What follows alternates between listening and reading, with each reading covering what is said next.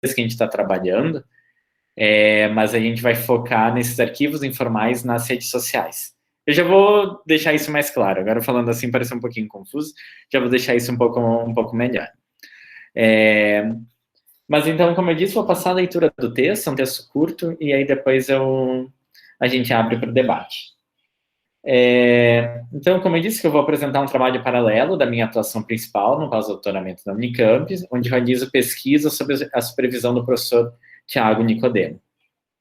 Para contextualizar e também retomando essa menção a esse artigo que a professora Edmeia fez, a minha pesquisa principal ela é dedicada à relação entre história e tecnologias digitais, o que também foi o tema do meu trabalho de doutoramento. Agora, a minha atenção está centrada principalmente nas maneiras como a tecnologia é utilizada para produzir o que chamo de evidências históricas. Isto é, uma vez que precisamos das tecnologias para formatar nossos arquivos, para gerar nossos documentos, os vestígios históricos não são simplesmente o resultado da ação do tempo. Então, vestígio, as evidências que a gente estuda, não é o que sobrou do passado, mas são um produto de operações técnicas feitas no presente. E esse é um ponto, essa questão do presente é um ponto em comum com o que eu vou apresentar aqui. Meu estudo se concentra na relação entre conhecimento histórico e usos forenses das tecnologias digitais, principalmente na intersecção com a temática dos direitos humanos. Os pontos em comum entre esse projeto de pesquisa mais amplo e o que eu vou apresentar é a relação entre conhecimento histórico e tecnologias digitais, em primeiro lugar, e a utilização das novas tecnologias para a elaboração de novas formas, ou, como gosto de pensar, novos encaixes entre história e memória. Então, a ideia de história e memória, obviamente, não são opostas, mas também não são o mesmo conceito. História e memória têm especificidades, mas elas se relacionam de maneiras diferentes nessa nova paisagem institucional, paisagem tecnológica que a gente tem com o advento massivo da internet. Assim, essa categoria de arquivos informais que pretendo apresentar pode ser uma boa ilustração das maneiras pelas quais a memória é atualizada em nossa época. E aqui eu quero sintetizar um pouco meus argumentos, antes de voltar à leitura, que é a proposta de reflexão, ela estaria enquadrada nesses dois pontos. Primeiro, que arquivos informais digitais mostram a relação entre a circulação dos enunciados históricos, as disputas de memória e as tecnologias digitais. Então, como que a história circula, como que ela é apropriada, como que a memória se relaciona com esses enunciados históricos e o papel das tecnologias. E um segundo, que eu acho, na verdade, mais interessante de toda a proposta, é que esses arquivos informais digitais são mais relevantes para mostrarem como as pessoas se relacionam com a história e o que elas efetivamente compreendem como história, do que pelos registros que eventualmente trazem. Então, são arquivos que não trazem necessariamente documentos inéditos, uma documentação inédita, mas que mostram como as pessoas se relacionariam com o passado. E isso problematiza, obviamente, a própria definição de arquivo, né? Eu gostaria de começar, porém, lembrando um texto que eu devo agradecer a outra pesquisadora, Marcela Albani, por ter apontado sua existência. Trata-se de uma pequena reflexão publicada no site da Humanas, Pesquisadoras em Rede, uma rede de pesquisadoras e professoras em teoria da história que se formou recentemente e é uma das melhores iniciativas que os nossos tempos pandêmicos viu surgir. Intitulado WhatsApp como loja de nostalgias e o ensino de história, Helenice Rocha parte do compartilhamento de um breve vídeo sobre os anos 60 num grupo de WhatsApp da família para abordar o lugar da nostalgia, dos sentimentos e dos afetos no ensino de história. E eu acredito que há bastante que podemos explorar junto à temática que eu quero tratar aqui. Como ela destaca no vídeo, e que eu cito, não havia menção explícita ao governo ditatorial daquele momento, e nem a relação inspiradora do mesmo para o atual governo de Jair Bolsonaro, mas ela estava lá, no intertexto, por conta da remissão sempre feita a este governante. Então, no vídeo que tinha um tom nostálgico, não se falava do lado político dos anos 60.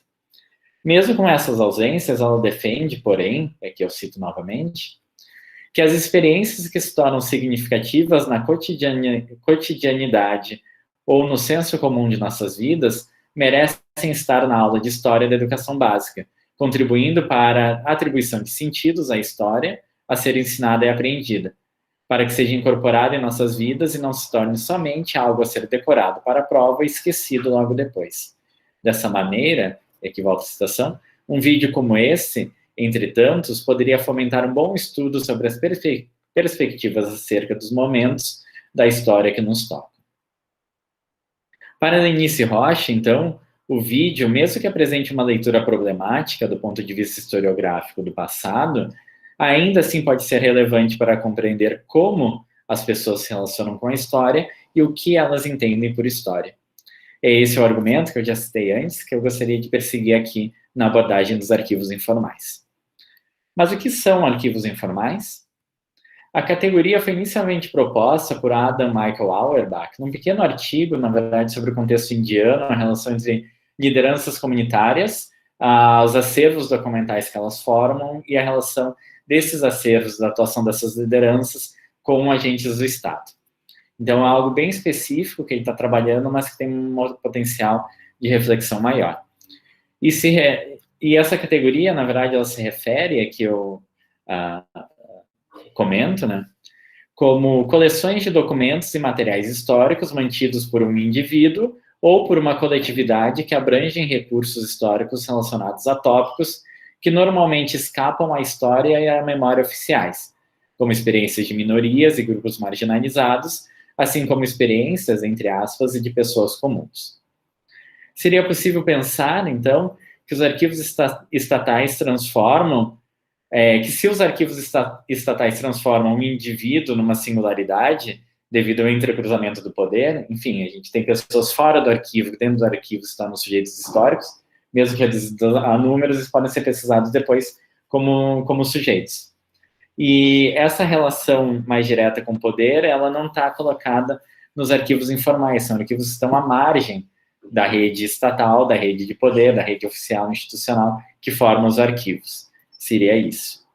Por esse mesmo motivo, os arquivos informais, eles não são necessariamente arquivos pessoais, já que nos arquivos pessoais, o principal propósito é elegir a memória do eu titular, do seu titular.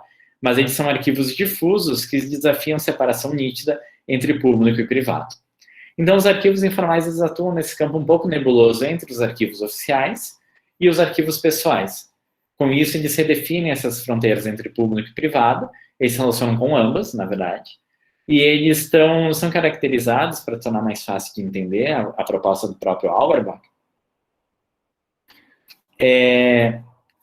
que os arquivos informais, eles são informais não por causa da origem da sua documentação, já que eles podem abrigar tanto documentos produzidos pelo Estado, quanto por outras personagens. No caso que ele estuda, essas lideranças comunitárias guardavam planos, plantas, material de campanha, relatórios que o governo produzia sobre as comunidades nas quais eles atuavam, mas que aí, dentro desses acervos informais, eram ressignificados.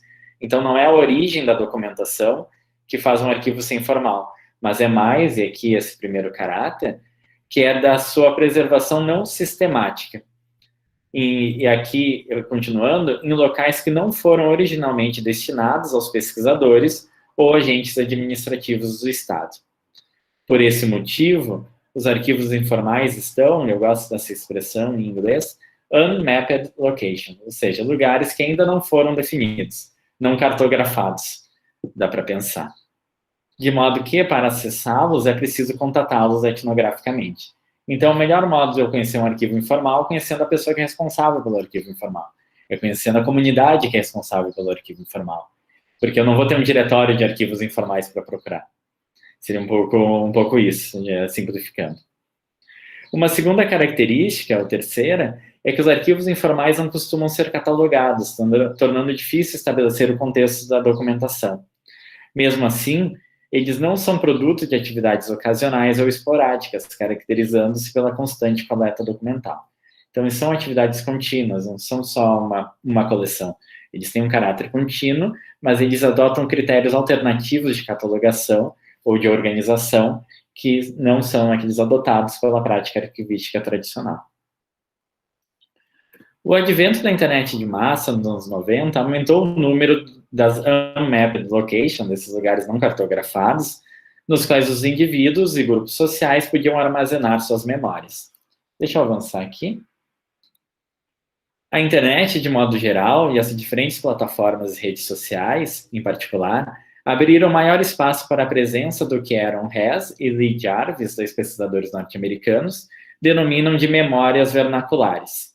Isto é, o conjunto de relações e elaborações de acontecimentos e processos significativos pelos indivíduos à margem dos discursos oficiais a seu respeito. Tais iniciativas não estão alheias aos discursos que circulam mais amplamente pela sociedade, através dos canais oficiais ou das mídias já estabelecidas. Mas, ao contrário dos discursos oficiais, abordam um coletivo pelo prisma individual e demonstram como, novamente, as pessoas comuns compreendem a história. Um dos ganhos com esse tipo de arquivo, afirmam outros dois pesquisadores norte-americanos, Roy Rosenzweig e David Cohen, a partir da sua experiência nesse que talvez seja um dos primeiros arquivos digitais de grande destaque e que está numa fronteira, que eu depois vou abordar novamente, entre o digital, entre o formal e o informal, que é o September 11 Digital Archive, que é um arquivo dedicado ao 11 de setembro. Eles afirmam que o grande ganho desse arquivo, que eles estão trabalhando, que é o arquivo digital, e que eu coloco também como arquivo informal, é justamente a ampliação do escopo da documentação histórica para incluir as vivências pessoais e subjetivas dos indivíduos. Então, a pluralização de vozes do registro histórico é o principal ganho que se tem com os arquivos digitais e, colocando aqui também, com os arquivos informais. A relação entre arquivos informais e tecnologias digitais é relevante para compreender que tais iniciativas não estão isoladas de outras iniciativas memoriais, arquivísticas e midiáticas presentes na sociedade. Como defende Hess, as iniciativas memoriais online são um tipo de performance, de modo que elas importam não apenas pelos registros que guardam, mas também pelas relações que estabelecem entre os indivíduos e suas comunidades de origem. Muitas iniciativas online não trazem documentação original, sendo comum que uma mesma imagem ou publicação circule em diversos grupos e iniciativas simultaneamente. Elas também dificultam a recuperação das informações e frequentemente não possuem recursos de catalogação, com exceção daqueles fornecidos pelas próprias plataformas digitais.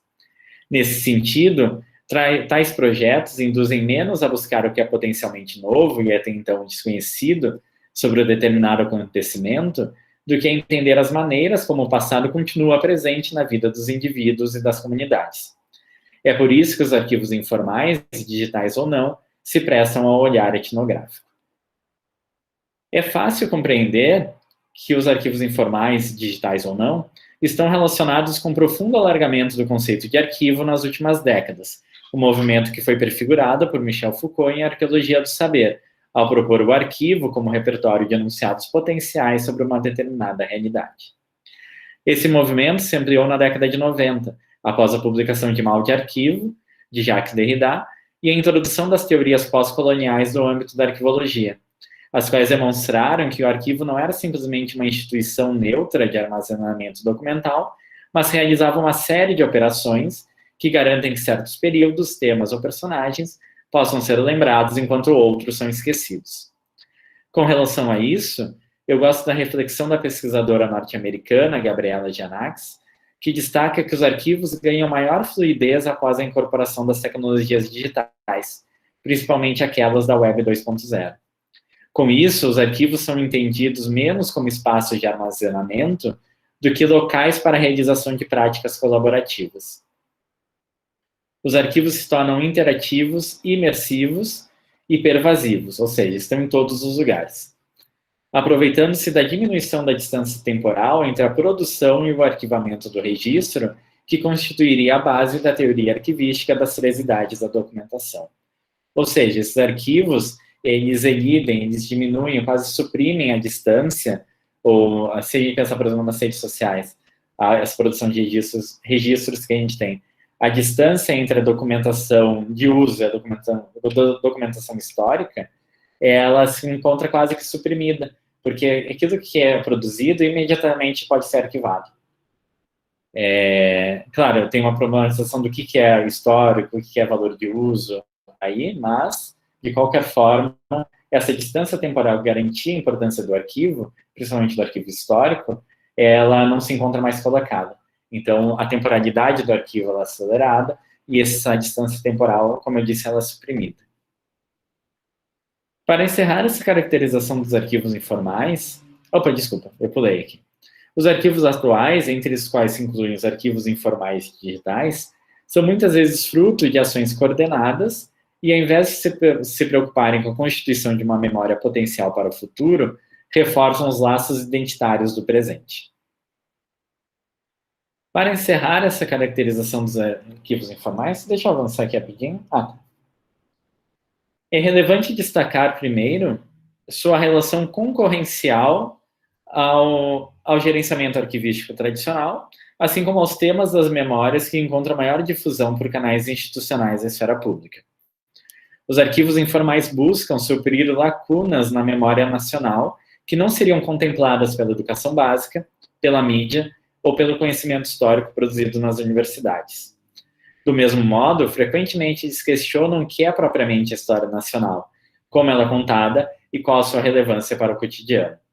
Assim, eles são locais de disputa em torno do que conta como história e do que é verdadeiramente a história. Uma segunda característica colocada aqui é a relação com uma paisagem midiática mais ampla, já que os arquivos digitais estão inseridos numa relação com o passado que já é garantida pelas novas mídias. Na atualidade, eles estão abrigados principalmente nas redes sociais, que fornecem mecanismo de fácil acesso e ampla difusão para iniciativas de memória online, que são aspectos que eu já vou explorar. Mas então, essas duas questões relacionadas ao uso dos arquivos informais eu acho interessantes. Primeiro, um caráter concorrencial com práticas arquivísticas e com os discursos que seriam institucionalizados ou estabelecidos da história. E, em segundo lugar, a participação nisso, que dá para chamar como uma economia da atenção, que é o fato de que eles também competem ou colaboram com outras iniciativas semelhantes. Ou, que é muito comum, tem um caráter intermediático, onde mídias digitais se referem a registros que inicialmente eram televisivos, eram impressos, e que agora estão refigurados ou ressignificados nas plataformas de redes sociais. Feita essa caracterização, eu gostaria de passar a apresentação de alguns exemplos, junto de uma tipologia que nós elaboramos para análise dos casos levantados.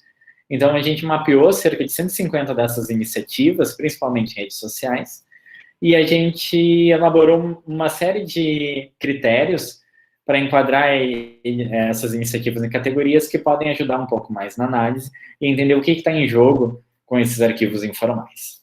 Eu vou passar essa tipologia e aí esse já é um encerramento da minha fala, para a gente passar a conversa, o debate. A primeira, e é engraçado colocar aqui história, mas são iniciativas que utilizam o termo história, normalmente no título ou em alguma descrição. E é interessante compreender que história remete ao passado nacional ou ao passado de entidades políticas mais amplas, além de serem recortes temporais afastados no tempo. Então, normalmente, história aqui são história do Brasil colônia, história do Brasil imperial. História tem esse caráter de algo distanciado no tempo. Essas iniciativas têm um caráter didático e ênfase em eventos históricos e personagens. Mas é importante frisar esse caráter didático, ele não é necessariamente repetindo o que seria um ensino de história formal, mas é intenção de educar. De diversas formas, pode ser por curiosidade, sobre fatos do passado, mas tem uma intenção de educar. Aqui eu pego 2 exemplos que eu acho interessantes, essa página que é mantida tanto no Facebook quanto no Instagram por uma personagem que tem várias das páginas, que é o Daniel Jorge Filho, que é um historiador do Rio de Janeiro, e que atua nessa intersecção. Não sei se daria para colocar como história pública, necessariamente, mas ele tem uma atuação muito destacada na criação de grupos e iniciativas memoriais online e de divulgação histórica. E aqui é interessante porque essa conta página no Facebook tem cerca de 42 mil seguidores e ela gera um engajamento constante, ainda bastante visitada pelos usuários, e a gente vê aqui que ela tem um caráter informativo. Informativo, mas também isso que eu acho interessante, que é focado em personagens. Historiograficamente, a gente poderia dizer que é um tanto quanto conservadora essa abordagem que ele está apresentando. Aqui a gente tem outros exemplos. Eu peguei 2 relacionados, eu não apresentei, mas eu estou no Rio Grande do Sul, apesar de vinculado à Unicamp. Mas eu estou falando do Rio Grande do Sul, então peguei um exemplo que é bastante interessante daqui, assim, que eu vi que essas páginas estão abordando, conforme fui fazer uma última ronda e para abordar isso. Mas aqui, só para destacar que eu acho interessante, foi aqui uma outra página, que é a história do... E o Brasil era assim, é o nome, que é também uma página dedicada à história do Brasil em sentido amplo, e ela compartilha uma publicação dessa conta, que é o Brasil Imperial. Então é interessante essa relação com outras contas. E aqui são 2 páginas muito diferentes, que é a história do Brasil, colônia e império, e acervo do conhecimento histórico. E as 2 estão trabalhando com praticamente o mesmo material, na verdade, que é essa referência ao que aqui a gente chama de evolução farroupilha, e que é algo muito problematizado, principalmente por causa do papel da população escravizada nesse combate. Uma série de promessas de liberdade, tem um episódio que é o massacre dos Porongos, e foi onde um batalhão de soldados escravizados foi abandonado pelo restante das tropas e pereceu em batalha. E então toda a promessa de liberdade tinha sido feita como parte de uma república, seria criada no Rio Grande do Sul, ela na verdade foi traída em ato ali, né, durante durante o próprio evento. E então eu acho interessante, só para retomar, porque aqui os 2 estão trabalhando com o mesmo acontecimento e os 2 estão fazendo uma leitura política bastante diferente. Inclusive a gente pode ver, né, essa página, que também é uma página de divulgação histórica, é o Acervo do Conhecimento Histórico, que tem até a bandeira antifascista, né? Eles apropriaram isso. Mas o que eu acho interessante daqui, eu acho que a gente pode abordar a divulgação histórica em redes sociais como uma forma de arquivo, pela própria estrutura das redes sociais, e principalmente por esse caráter didático que essas iniciativas têm. Então, as redes sociais, elas também suprimem a distância entre passado e presente, mas elas também suprimem a distância entre a produção do registro e o compartilhamento, de modo que o arquivar e o divulgar se tornam operações quase que simultâneas. Essa é uma das propostas que a gente coloca para entender o funcionamento das redes sociais como um arquivo.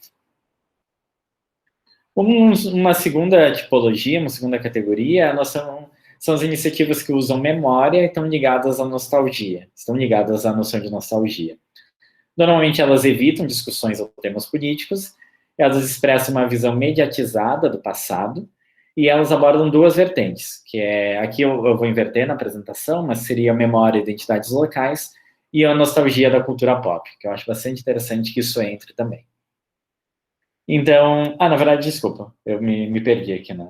Aqui a gente pode pensar nessa nostalgia da cultura pop, e então a gente tem esse grupo, que é um dos grupos com o maior número de seguidores do Facebook do Brasil, que é Novelas Antigas.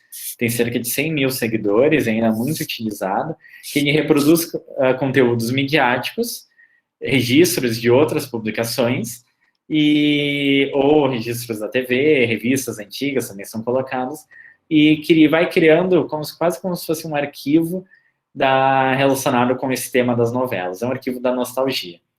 E aqui também é uma outra, que é um pouco mais nova, que é Velhos Tempos. Eu acho interessante, porque aqui se torna quase que basicamente um arquivo de memes sobre o passado. E tanto que aqui é uma série de piadas, pode dizer, sobre o que é essa apreensão de pessoas, das pessoas sobre um passado mais ou menos recente. E aqui as 2 estão trabalhando na chave da nostalgia. E aqui são outras 2 iniciativas que quero destacar a partir do Instagram, que eu acho são iniciativas melhor acabadas, que tem a ver com o próprio tema que elas tratam, mas que eu acho muito interessantes. Que primeiro é a história capixaba, e depois que é o Rio Antigo. As 2 são iniciativas mais ou menos, como diz, mais ou menos organizadas, mais ou menos formais, embora a principal atuação delas seja nas redes sociais. E elas progressivamente vão compondo o acervo, no caso sobre a história do Espírito Santo, e aqui sobre Rio de Janeiro. Isso tem para milhares de localidades. Porto Alegre, São Paulo, tem para bairros, Londrina tem para bairros, tem para ruas, tem para profissões, tem para instituições. que é esse resgate de uma memória desses encaixes, desses objetos que não são necessariamente oficiais. São recortes geográficos, recortes geracionais, recortes de profissão, que estão aqui sendo memorializados, por assim dizer. Estão sendo tratados como matéria de memória. E eu peguei essas duas publicações que eu acho interessante para mostrar como que elas abordam uma outra chave da nostalgia, que as duas publicações estão trazendo o antes e o depois, ou o antes e o agora. E então eu acho que esse jogo entre o que foi e o que é agora é o que coloca essas iniciativas na chave da nostalgia. E aí isso também coloca que, se a gente compreender isso como arquivo, são arquivos voltados para o presente.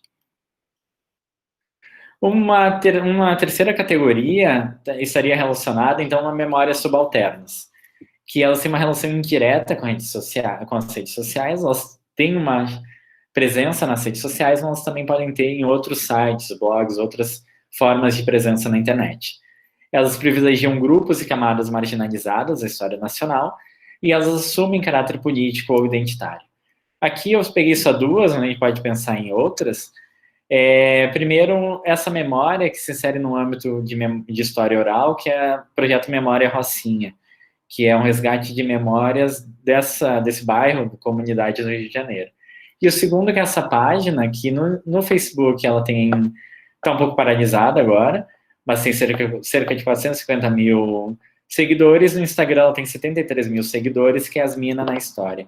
E que é interessante porque ela reaproveita conteúdos que a curadora ela criou ainda no ensino médio, ela criou essa página. Muito por curiosidade, ela reaproveita conteúdos e apresenta de uma maneira destacando qual seria o papel das mulheres e resgatando mulheres que teriam sido importantes na história ou que teriam sido apagadas ou invisibilizadas pela historiografia tradicional. É um pouco, eu gosto sempre lembrar o desfile da Mangueira, mas a história que a história não conta. Seria um pouco essa que é a ideia nas memórias subalternas. E aí, por fim, aqui eu coloquei uma série de exemplos, que eu vou tirar da apresentação, que são iniciativas entre o formal e o informal, que não são arquivos ou acervos estatais, oficiais, mas que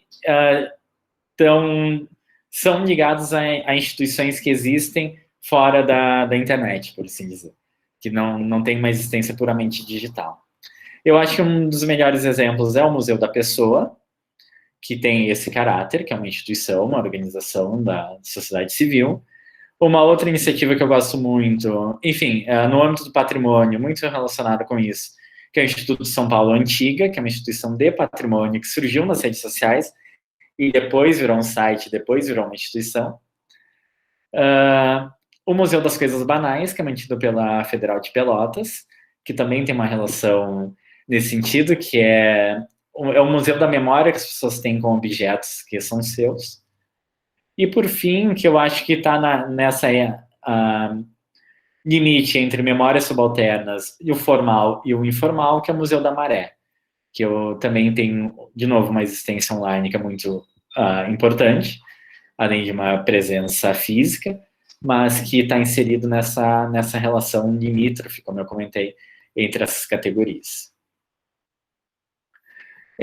Então, essas seriam entre o formal e o informal. São todas instituições que formam acervos, que criam acervos, têm um caráter arquivístico, mas que elas não são necessariamente estatais, elas estão num circuito um pouco à margem do que seria os arquivos oficiais.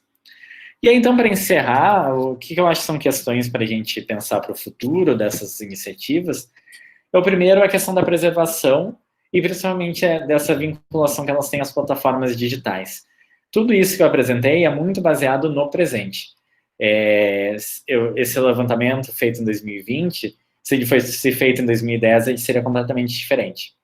Esses grupos que estão, por exemplo, aqui, muitos deles, a história do Brasil Império, colônia, a valorização da monarquia, que hoje tem uma inserção midiática, social muito grande por outros motivos políticos, eles surgiram muitas vezes aqui. Por exemplo, surgiram no Orkut, depois foram para o Facebook, depois eles ganharam uma presença institucional que influencia o debate público. Se a gente tivesse tido como guardar esses materiais que esses grupos estavam gerando desde aquela época até agora, a gente poderia ter visto progressiva politização da recuperação desse conhecimento, dessa compreensão de história. Isso é algo que a gente não conseguiu prever, porque ninguém estava ligado, né, pensando em preservar o que estava sendo debatido de história, por exemplo, nessas plataformas antigas. Mas as plataformas, elas são efêmeras, elas dependem de empresas que podem simplesmente não ter mais lucro, não se interessarem mais por manter toda essa documentação, né, por assim dizer, e tudo isso pode sumir. Então, elaborar iniciativas de preservação, independente das plataformas digitais, seria uma proposta para manter esses arquivos no futuro, ou até para inserir esses arquivos informais depois em arquivos formais, arquivos oficiais. Um segundo que é o desenvolvimento de um aparato conceitual, como a gente tentou fazer nessa proposta, para abordar essas iniciativas de história/memória online. E, por fim, que é o apoio a iniciativas de memórias, ou seja, de fortalecer essa circulação de memórias no espaço público, também por meio das redes sociais, com a criação de outras iniciativas. E aqui, arquivistas, historiadores, historiadoras, museólogos também podem ter uma voz na criação, na qualificação dessas iniciativas que foram destacadas. Enfim, eu acho que eu me excedi um pouco de tempo. Eu peço desculpas por isso, mas espero que vocês tenham gostado. E acho que tem bastante coisa para a gente conversar. E eu quero agradecer de novo a oportunidade de apresentar para vocês. Espero que vocês tenham gostado. Obrigado, Pedro. Muito boa apresentação. Agradecer em nome da organização toda da Primavera de Deus. E começar a aparecer algumas questões aqui no chat.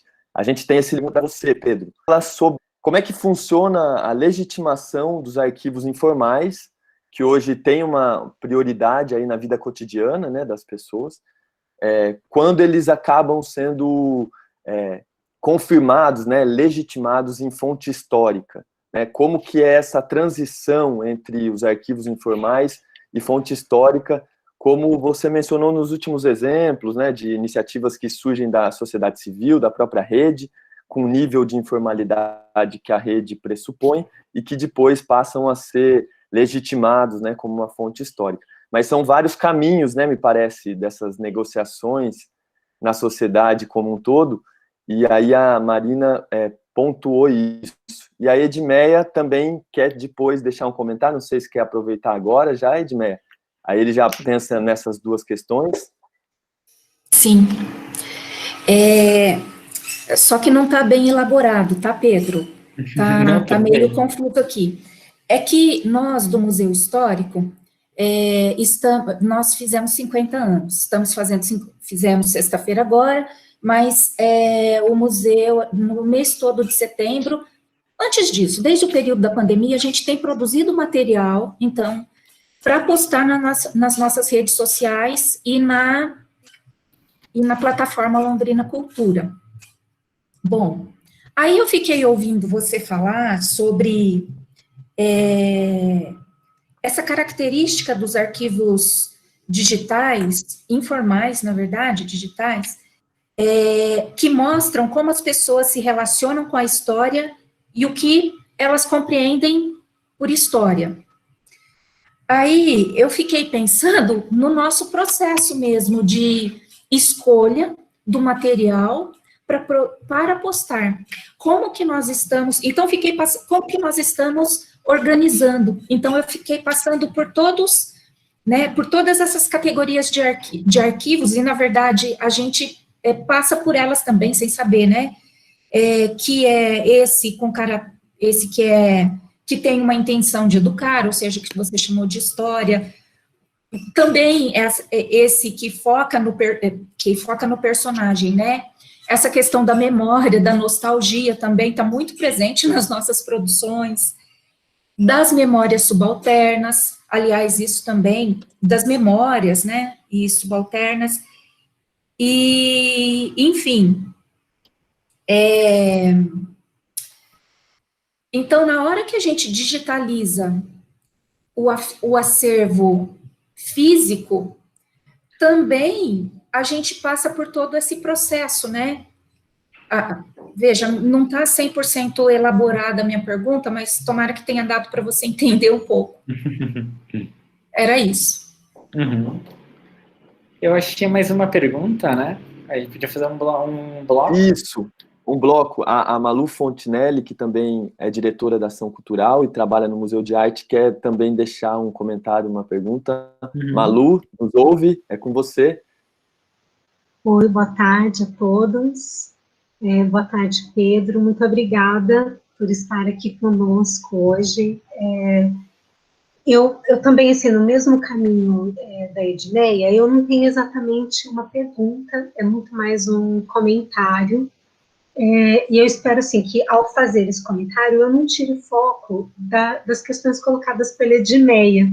Então, não sei, Danilo, se não seria mais interessante o Pedro primeiro responder, porque como eu vou falar sobre um outro assunto, acho que talvez se o Pedro pudesse primeiro focar na questão de Edmeia, e se não for ruim, depois você passar para mim, Danilo, acho que seria melhor. Pode ser? Podemos combinar assim?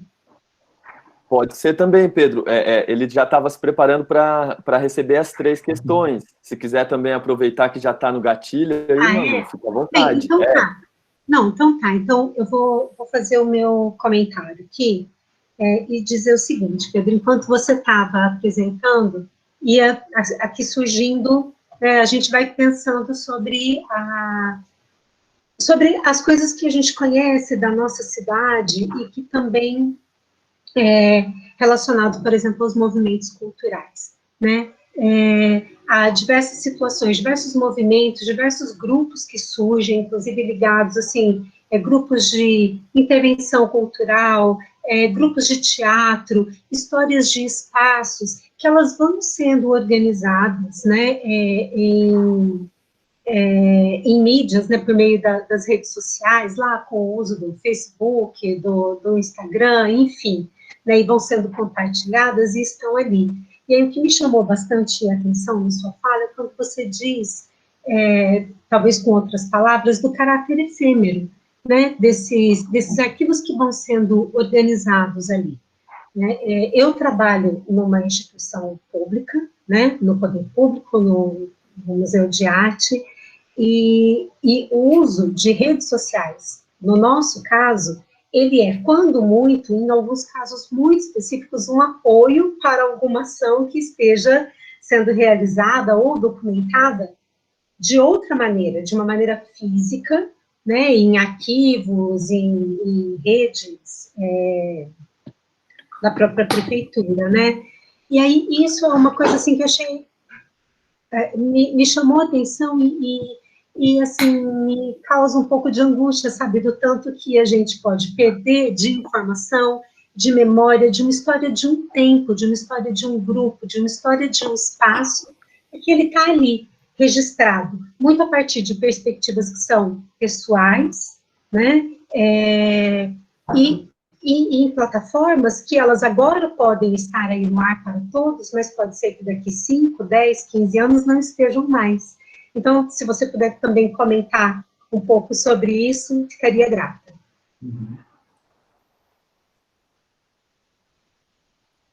Posso? É com você, com você. São 3 questões, eu até nem entrei para não tomar esse seu tempo. Não quero agradecer as perguntas, são extremamente pertinentes. E eu acho, na verdade, dá para relacionar bastante a tua questão, Maria Luísa, com a questão da Edmeia. E comentar assim, eu acho que a primeira questão mais geral, que eu acho que é um desafio muito grande, e é um desafio para historiadores, para arquivistas, principalmente, que é dessa preservação das fontes digitais, né, das fontes que são geradas online. E isso é uma série tem relação com uma série de questões, e uma delas, que eu acho uma das principais, e talvez a gente possa pensar a categoria do formal, do informal a partir daí, porque a gente me parece, assim, fazendo uma generalização, pode ser um pouco grosseira, mas que o arquivo, ele ganha legitimidade no período moderno mesmo, quando ele é vinculado como arquivo público. Então, ele é um arquivo público estatal oficial, basicamente. E tem todo um processo ao longo do século XX, por exemplo, na história, de buscar fontes alternativas a esses arquivos. Mas aqui são fontes legitimadas pelo próprio conhecimento histórico, né? E aí também uma ampliação desses acervos que são oficiais para acervos, para incorporar esses acervos que têm uma outra origem. E talvez a questão que a gente tenha que pensar hoje com relação a isso é que a gente tem um certo enfraquecimento da... Pessoal? Fred, a gente caiu? Pedro, estamos te ouvindo, pode continuar. E vocês ouviram comentando aqui com a minha esposa, desculpa. Estamos com uma lambuzinha aí de tempo, agradecer a Unifil aí também, tá, gente? Mas... enfim, agora eu me perdi um pouquinho. Mas sim, a gente pode pensar em várias formas de enfraquecimento dessa esfera estatal, e uma delas que hoje em dia um dos grandes produtores de documentação são empresas privadas, né? Então, Google, Facebook, Amazon, são todos registros que a gente não sabe onde é que eles estão. E não existe, por exemplo, uma lei de acesso à informação para ter acesso a essa documentação que eles estão produzindo. Então, acho que isso é uma das principais questões, e é por isso que eu acho que é interessante, talvez mais do que pensar uma dicotomia, um extremo entre o formal e o informal, seja talvez ter esses extremos com iniciativas, por exemplo, da universidade, que consigam fazer com que parte dessa documentação está sendo gerada, ela possa ser abrigada de uma maneira permanente. Tem um aspecto que eu nem trabalhei aqui, que eu acho que é mais interessante se a gente pensar numa perspectiva etnográfica desses arquivos, que não é o que eles estão compartilhando, o material, mas os comentários que eles estão gerando. E esses comentários que estão dizendo que as pessoas pensam sobre história, mas eles não estão sendo preservados. É ainda mais difícil de preservar eles. Então, acho que a iniciativa, a ideia de elaborar acervos que possam, de novo, legitimar ou conservar eles, eu acho que é algo que é preencher esse caminho entre o formal e o informal, ou entre o oficial e o mercadológico, assim, eu acho que é algo que a gente possa... É um caminho aberto para a gente trabalhar. É algo que eu penso. E aí, com relação a isso, antes de chegar na questão da Marina, só fazer um breve apontamento. Uma das maneiras mais comuns de criação de arquivos digitais é uma intersecção muito com a história pública que se tem, que é esse crowdsourcing de memórias, né? Que é pedir para as pessoas contarem a sua visão sobre o passado. E isso, por exemplo, aquele projeto de memória da Rocinha, ele se insere aí, né?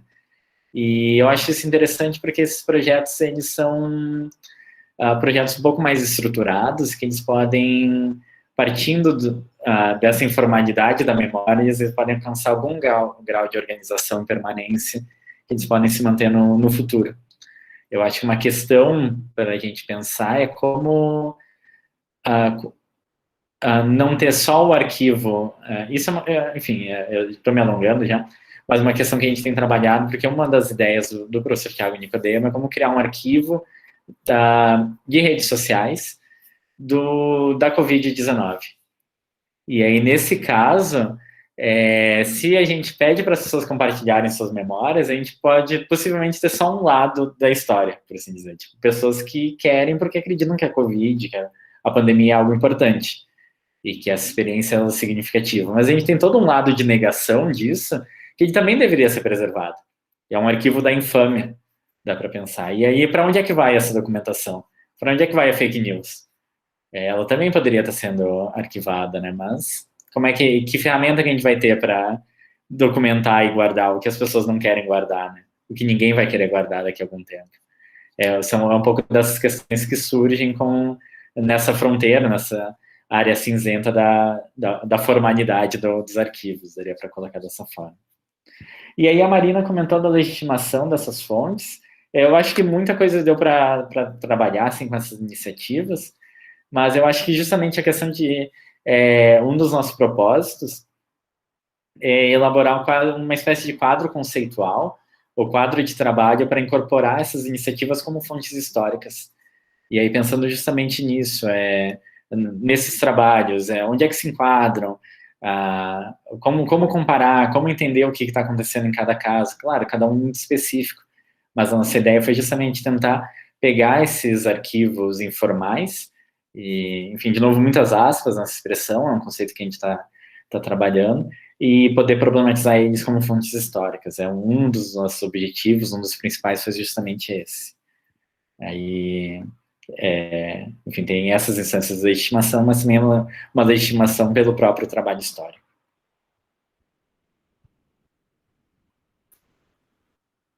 Espero ter contemplado.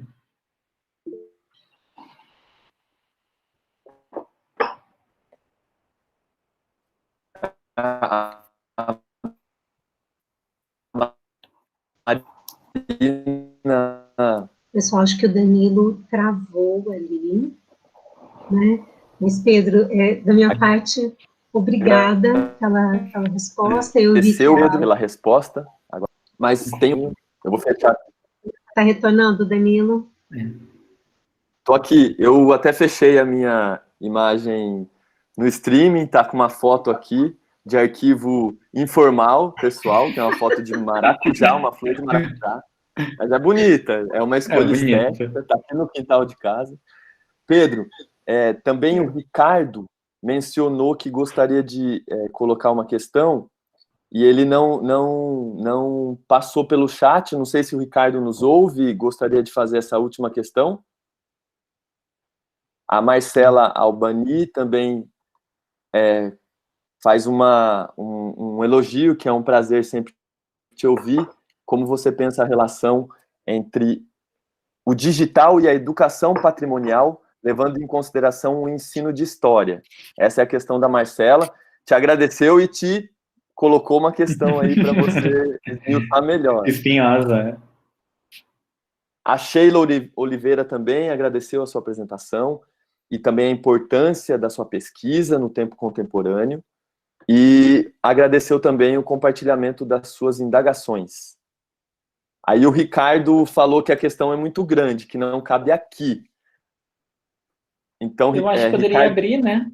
Quer reforçar a questão no ao vivo, Ricardo? A gente só pede a gentileza de buscar essa síntese para a gente aí fechar com essas duas questões do Pedro.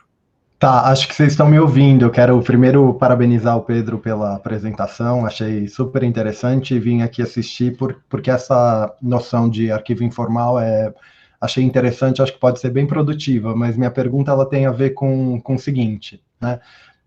Queria saber, Pedro, se você entende que essa dimensão assim formal, participativa, comunicativa e esses traços dela, né, que você apontou, se você entende que está emergindo a partir das possibilidades que essa pesquisa / intervenção digital oferece. Porque enquanto você estava falando, eu fiquei pensando aqui naquilo uma das coisas que eu estudo, que são esses centros de documentação popular ligados aos movimentos sociais, principalmente nas periferias urbanas, né, que pipocaram assim nos anos 80, aqui em São Paulo, por exemplo, criando inclusive jornais que cumpriram uma função meio que correlata a algumas dessas funções que as redes sociais cumprem também hoje em dia.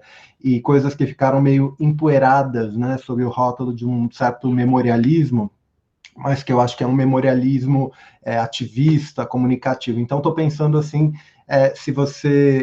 que conexão subterrânea que você vê entre esses dois tempos, né? Entre isso que você está entendendo, ou entre esses muitos tempos, né? Entre o que você está entendendo por arquivos informais e esses meio que grassroots archives, né?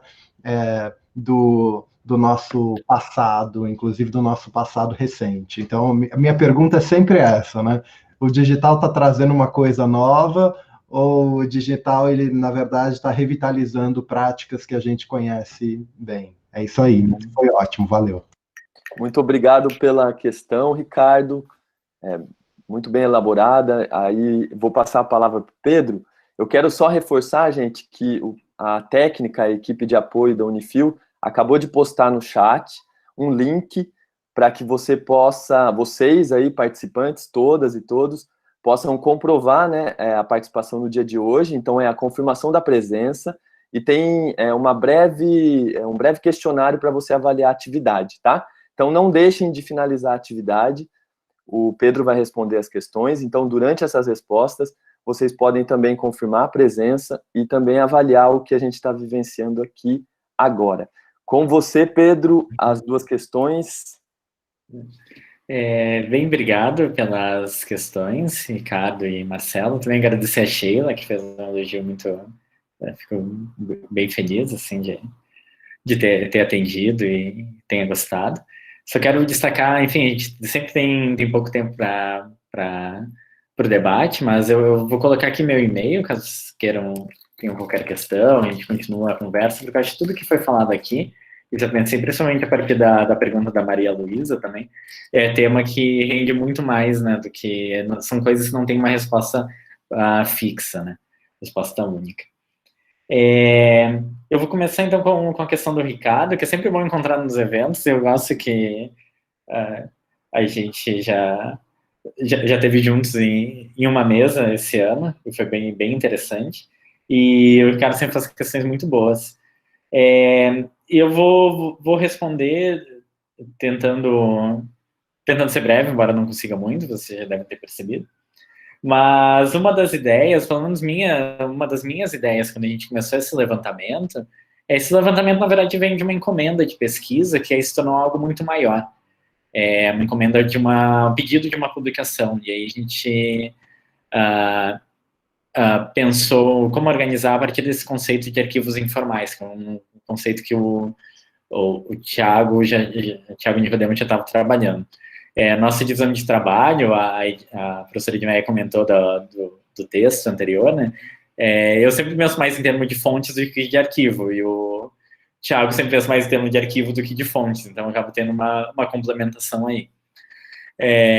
Mas eu conheço e eu gosto muito dessa bibliografia, desse conjunto de práticas. Nos Estados Unidos é muito comum também, que eles chamam de Radical Archiving, né? Que é a utilização práticas de arquivamento como empoderamento de comunidades, como empoderamento de grupos públicos. Eu acho isso muito interessante. E uma questão, quando eu comecei um pouco a fazer mão na massa desse levantamento, eu pensei que teria mais dessas iniciativas, ou que seria uma característica principal delas, e eu não encontrei isso tanto, embora ela exista. E existe... porque a nossa ideia com os arquivos informais eram iniciativas que surgissem primeiro na internet, ou que o principal foco fosse a internet, fossem as redes sociais. E principalmente as redes sociais. E aí, nesse sentido, a gente... essas iniciativas, tipo, esse trânsito da pesquisa, ou, por exemplo, centro de documentação, centro de memória, por exemplo, de uma comunidade periférica, de uma comunidade de resistência, ela não necessariamente faz o mesmo caminho das redes, ou ela não surge das redes para gerar esse interesse. E isso eu acho que tem a ver, na verdade, se a gente retomar com uma das primeiras reflexões sobre o arquivo digital, por exemplo, do Roy Rosenzweig, do Dan Cohen, de pensar de onde que surge o público das iniciativas digitais. E aí, então, nos pareceu que esse público ele surge principalmente das próprias redes.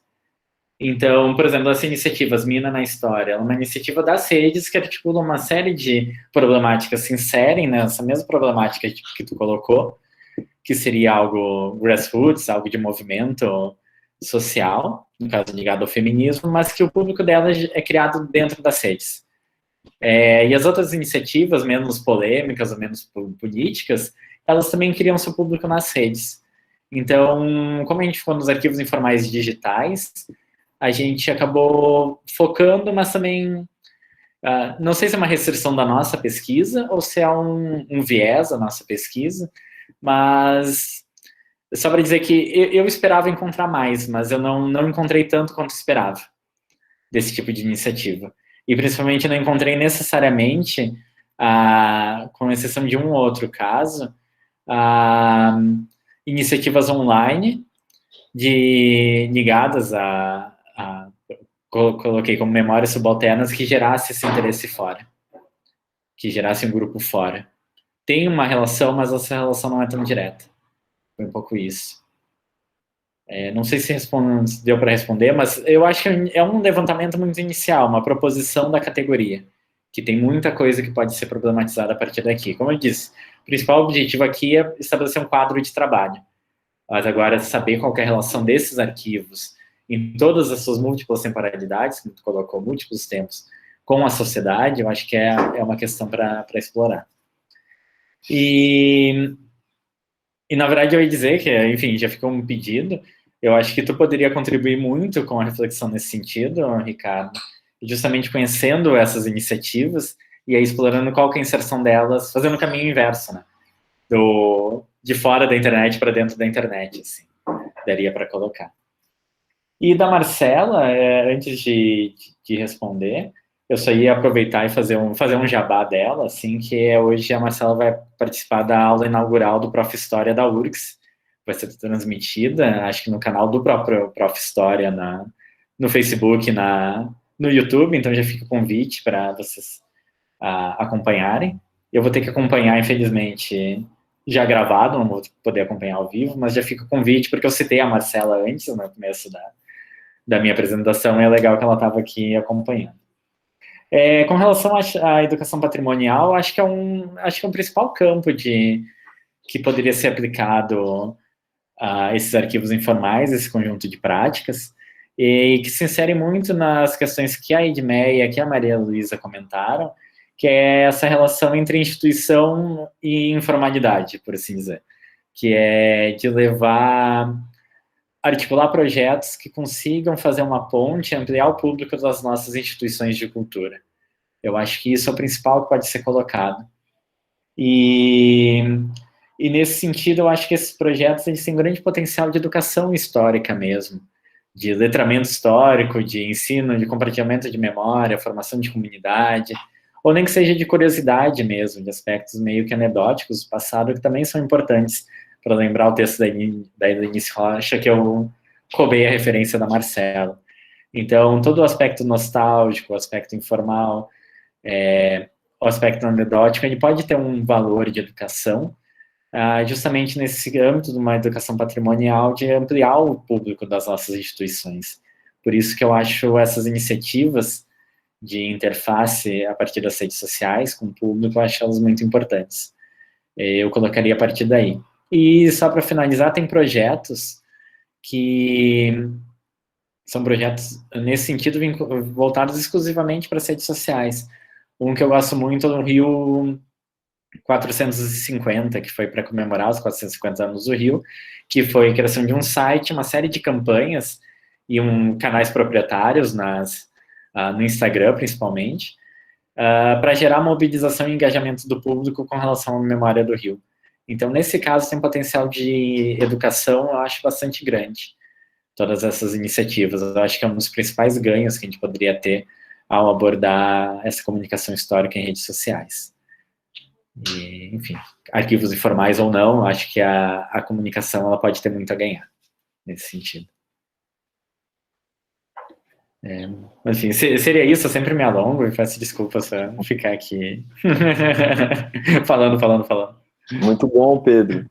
Isso revela engajamento, né, paixão também pelo objeto de estudo, e isso frutifica reflexões para a gente pensar a gestão dos museus e toda essa questão também no contexto pandêmico, né, que a gente foi aí empurrado, né, para se intensificar, né.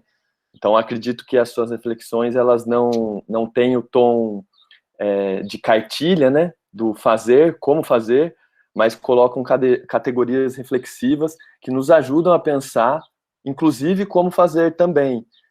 Acredito nessa importância. Agradecer novamente pela equipe de organização, né, da 14ª Primavera de Museus. Quero reforçar 2 avisos importantes.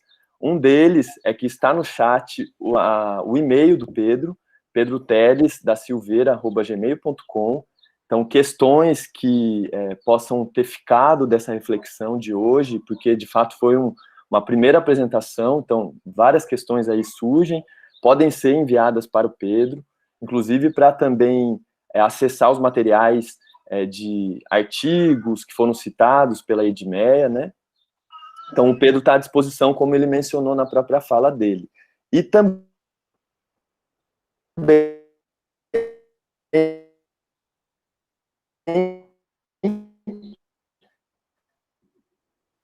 já que estamos chegando ao final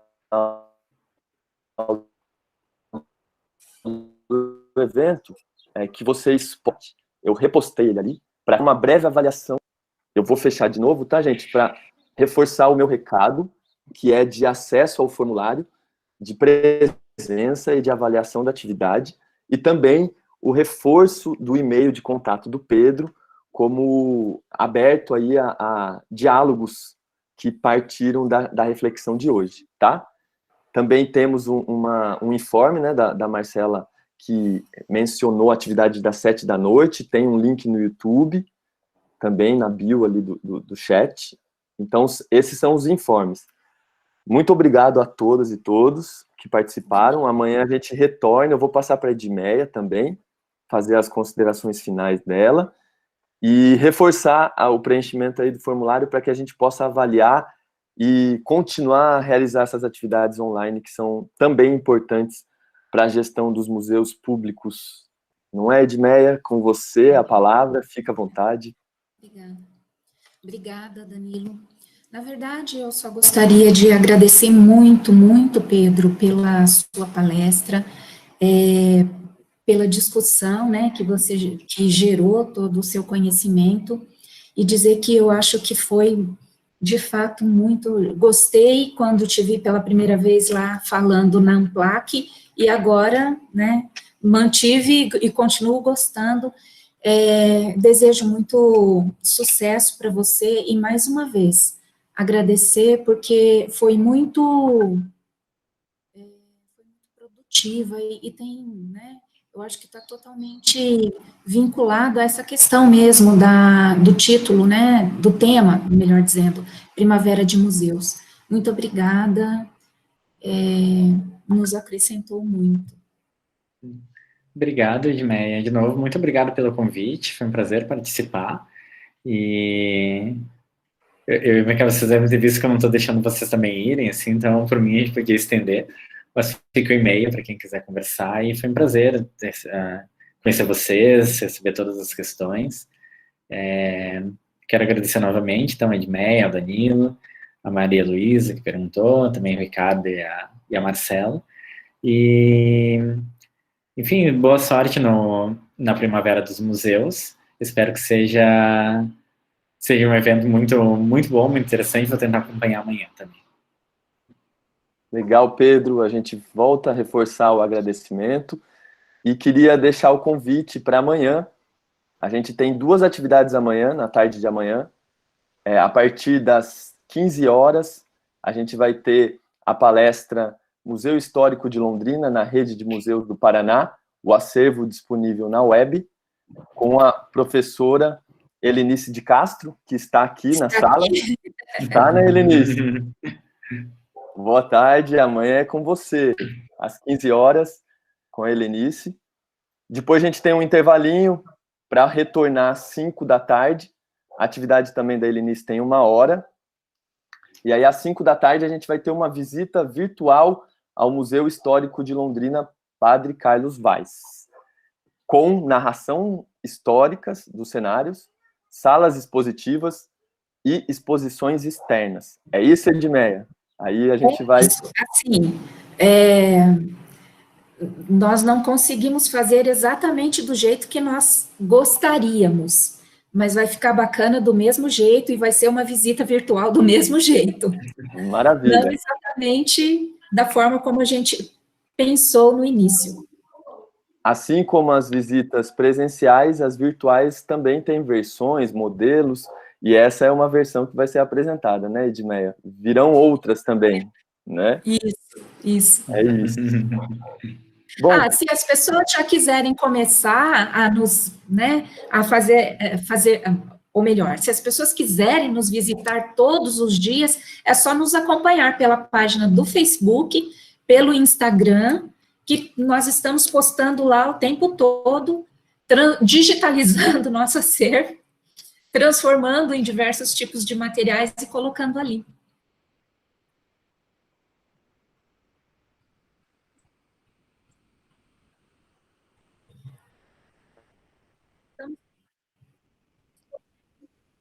Acho que o Danilo travou. deu uma travadinha, acho que geral. Mas acho que é isso. Muito obrigado pelos esclarecimentos, Edmeia, sobre a atividade. Então, amanhã temos essas duas atividades. A partir das 3, palestra com a professora e servidora pública Helenice, e também, depois, às 5 da tarde, essa visita virtual ao Museu Histórico, como a Edmeia mencionou. De novo, agradecimento a todas e todos os participantes.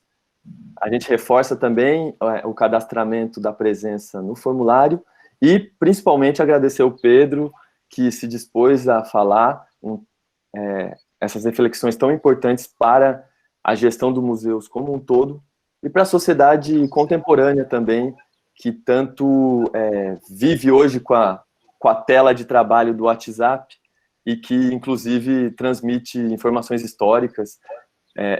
Eu segurei, viu, Pedro, um pouco as minhas questões, mas depois eu vou te passar uns e-mails também para a gente não estender tanto o tempo. E numa próxima atividade a gente pensa um tempo maior para conseguir acolher mais questões e que a gente inicie essa relação do Pedro, da pesquisa científica engajada, importante, com a pesquisa que também é desenvolvida pelos museus públicos, e essa interface entre pesquisadores, instituições de pesquisa e museus é também uma interface importantíssima para que a gente possa oferecer ao público cada vez mais produtos culturais, né, bens musealizados, com qualidade e com uma diversidade que a sociedade brasileira contempla. Né? Muito obrigado, Pedro. É isso, viu, gente? A gente não está querendo acabar, mas é isso, acabou. Até amanhã. Até, tchau. Tchau, pessoal.